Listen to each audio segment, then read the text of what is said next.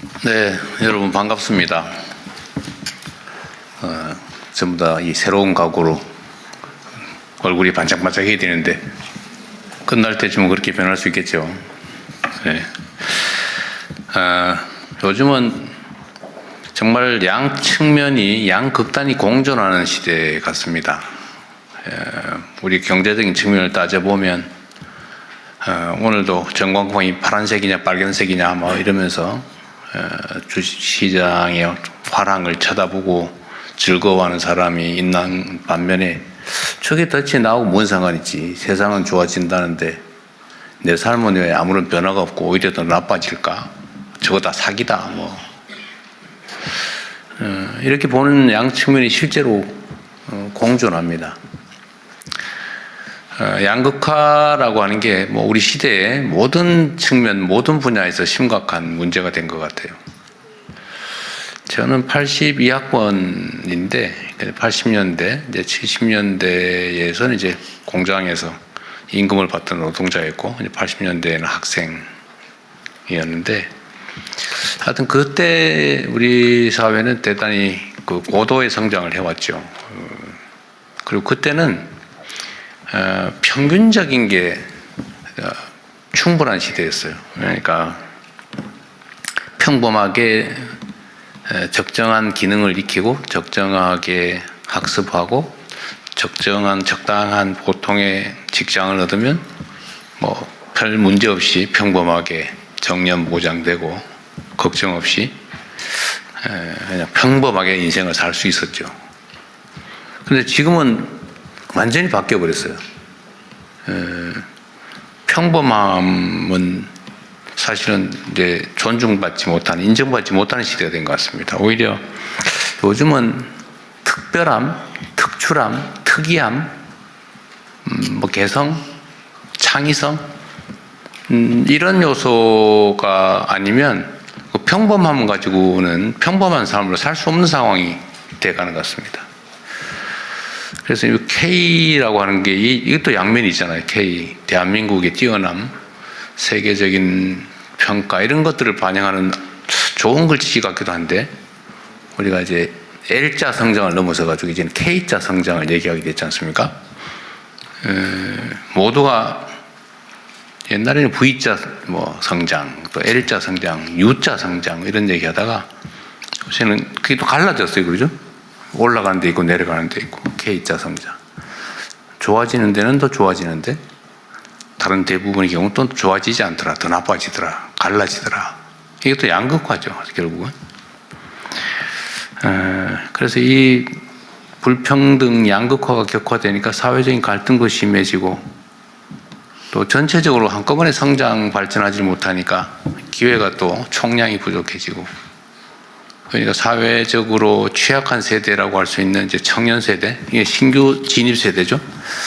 새로운 진입 세대인 청년 세대들은 기회가 부족하다 보니까 도전하면 실패할 가능성이 훨씬 많고, 또 새로운 길을 얻기도 어렵고, 도전할 기회조차도 주어지지 않는, 그래서 사회적 불만도 사실은 커질 수밖에 없는 그런 상황이 돼갑니다. 이 길이 뭐냐? 이게 지금 뭐 경기가 좀 회복되고 좋아진다고 하는데 그건 정말 특정 소수만 그렇다. 그때 해결책이 뭐냐? 일자리는 어떻게 되는 거냐? 뭐 좋은 일자리라고 되게 우리가 대기업, 뭐 공공기관, 뭐 이런 데 몇 군데 치잖아요. 근데 전체 일자리 중에서 뭐 한 1-20% 정도밖에 안 된다.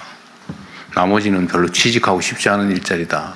그래서 뭐 그런 데는 외국인 노동자들로 채워지거나 아니면 뭐 차라리 이러니 쉬고 말겠다. 뭐 이런 영역들이 엄청 많아진 것 같아요. 그래서 좀 우리 정부에서도 이 문제를 어떻게든지 돌파구를 찾아보자라고 한 게 결국은 이제 창업이죠. 창업 사회로 가야 한다.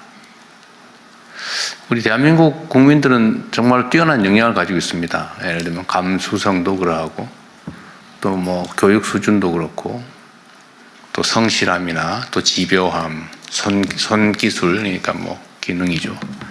또 사회적인 인프라, 모든 여건들이 아주 좋은데 전통적인 방식으로 평범하게 일자리를 고용되는 일자리를, 좋은 일자리를 만들어내는 건 한계가 있는 것 같습니다.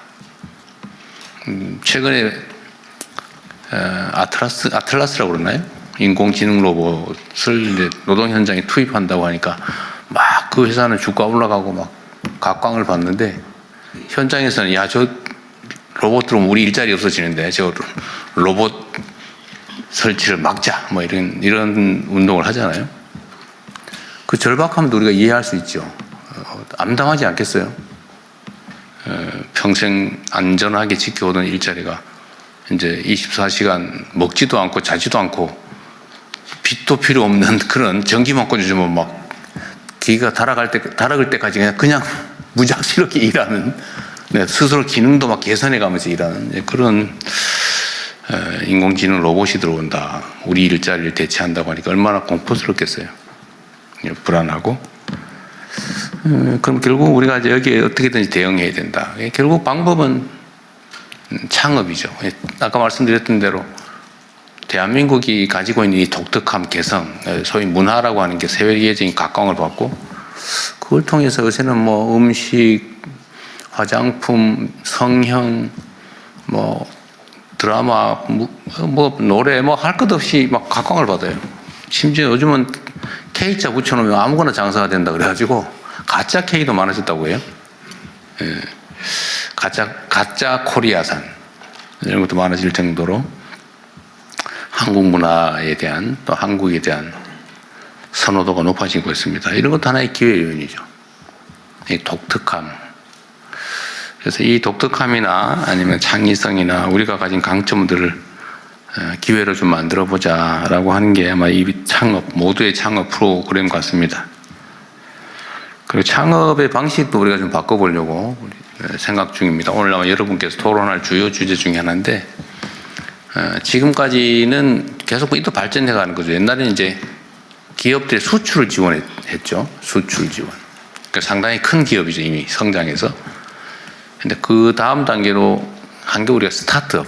그러니까 묘목을 키워지는 사업을 했는데, 이번에는 아예 씨앗을 만드는 것 자체를 한번 지원해보자 라고 하는 게 오늘 아마 주요 주제가 아닐까 싶습니다. 그러니까 일단 창업한 후에 가능성이 있는 데를 지원하는 스타트업 지원.